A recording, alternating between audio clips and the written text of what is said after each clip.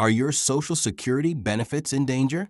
The Social Security Administration has just announced a controversial new rule that could leave up to 170,000 beneficiaries without their monthly payments if you or someone you love depends on these benefits. In the next few minutes, this comprehensive explanation could save you thousands of dollars and countless headaches. Has the government gone too far with these new restrictions? What exactly has changed? Who is most at risk? And most importantly, what can you do right now to protect your benefits?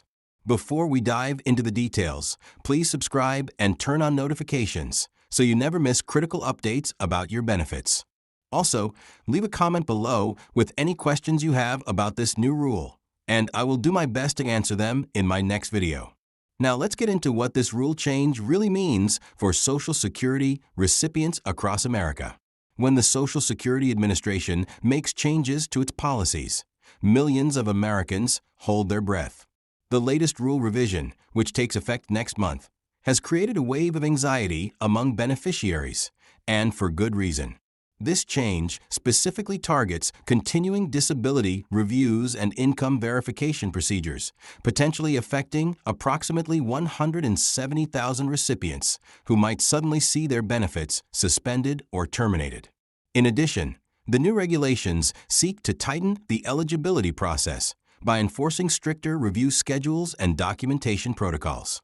The Social Security Administration is implementing a more rigorous enforcement of its medical improvement review standard.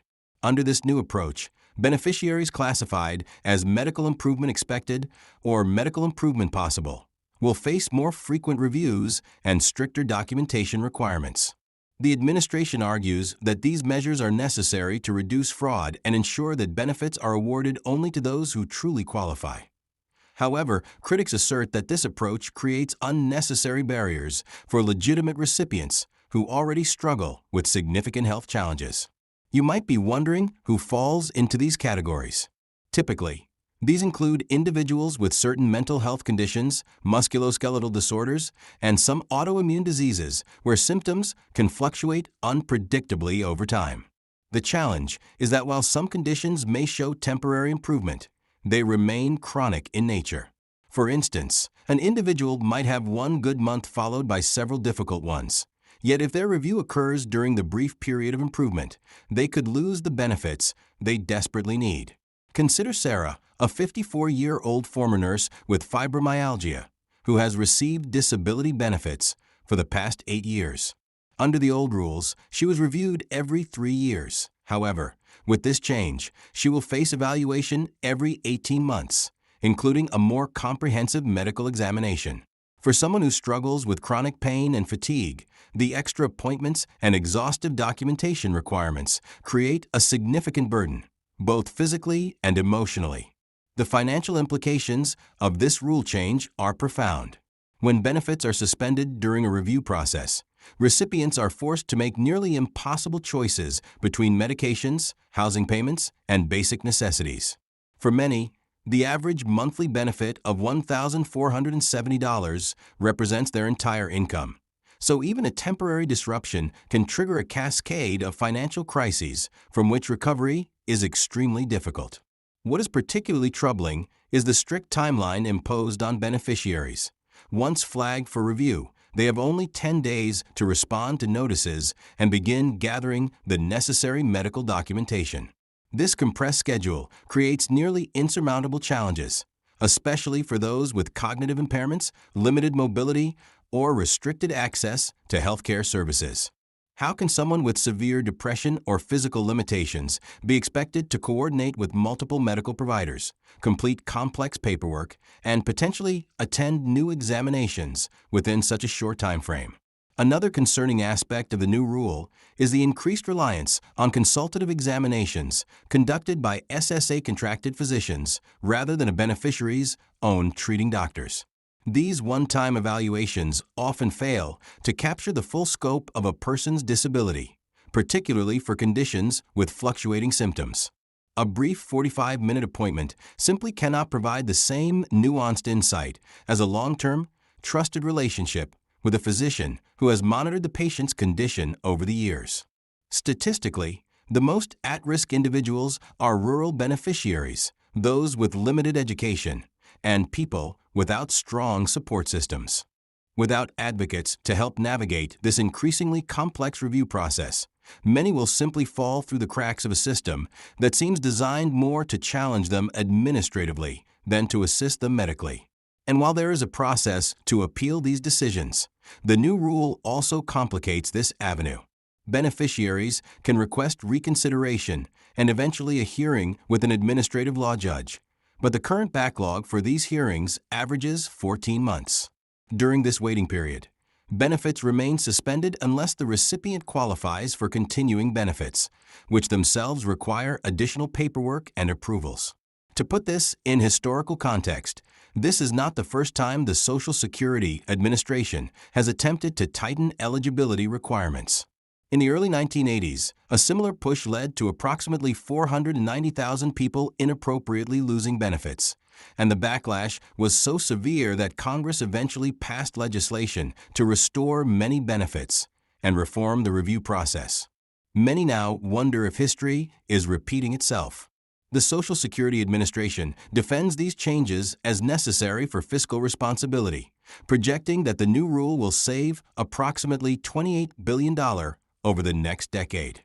Yet critics argue that this saving represents less than 3% of projected Social Security expenditures over that period, a saving hardly worth the human cost of benefit disruptions for some of our most vulnerable citizens. So what can you do if you are concerned about how this might affect you or someone you care about? First, ensure that your contact information with the Social Security Administration is current, as many beneficiaries lose benefits simply because they do not receive the review notice. Second, maintain regular visits with your treating physicians and make sure they are documenting your condition thoroughly, even during periods of relative improvement.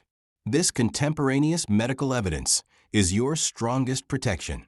It is also wise to consider consulting with a disability advocate or an attorney specializing in Social Security law. Many of these professionals offer free initial consultations and only charge fees if they successfully help you maintain your benefits. They are well versed in the nuances of the review process and can assist in ensuring that you meet all deadlines and documentation requirements. If you receive a continuing disability review notice, respond immediately and begin gathering your medical records without delay. Request that your doctors provide detailed letters explaining how your condition continues to limit your ability to work, even if you have experienced some improvement. For those who face a cessation of benefits, request reconsideration within the 10-day period and explicitly ask for benefit continuation during your appeal. Be aware that if you ultimately lose your appeal, you may have to repay the benefits that continued during this period. So consider this option carefully. Additionally, do not underestimate the value of community resources. Local legal aid organizations, disability rights groups, and even some senior centers offer vital assistance with Social Security issues. It is important not to try to navigate this complex system on your own if you do not have to. Congressional representatives often have dedicated staff to help constituents with Social Security problems. So if you have followed all proper procedures and still face difficulties, reaching out to your representative's office might help resolve the issue. Looking at the bigger picture, it is reasonable to question whether this approach truly serves the intended purpose of ensuring program integrity. For many recipients, the stress and hardship created by more frequent reviews may actually worsen their medical conditions, establishing a vicious cycle where policies meant to verify disability instead exacerbate it. Many advocates find it particularly frustrating that there are alternative approaches available. For example, some experts suggest implementing a more nuanced review process that considers factors such as age, duration of disability, and the stability of one's condition. Such an approach would target reviews where they are most needed, while reducing unnecessary stress on those least likely to show significant medical improvement. Another promising alternative is expanding the use of continuing disability review diaries. These diaries allow claims examiners to set appropriate review intervals based on individual circumstances rather than using broad, inflexible categories, resulting in a more efficient and humane process than the current one-size-fits-all model. The timing of this rule change is also especially noteworthy. In an era where inflation continues to erode the purchasing power of fixed benefits, many recipients are already struggling to make ends meet as benefits lag behind rising costs for housing, food, and healthcare. Adding additional administrative burdens at this critical time seems particularly harsh for an already vulnerable population. If you are considering the political dimensions of this issue, it is important to note that disability policy rarely falls neatly along partisan lines. Both Republican and Democratic administrations have attempted to reform the disability review process, with varying degrees of success. What matters most is not which party is in power, but whether the changes serve the core purpose of the Social Security disability programs, providing a reliable safety net for those unable to work due to disability.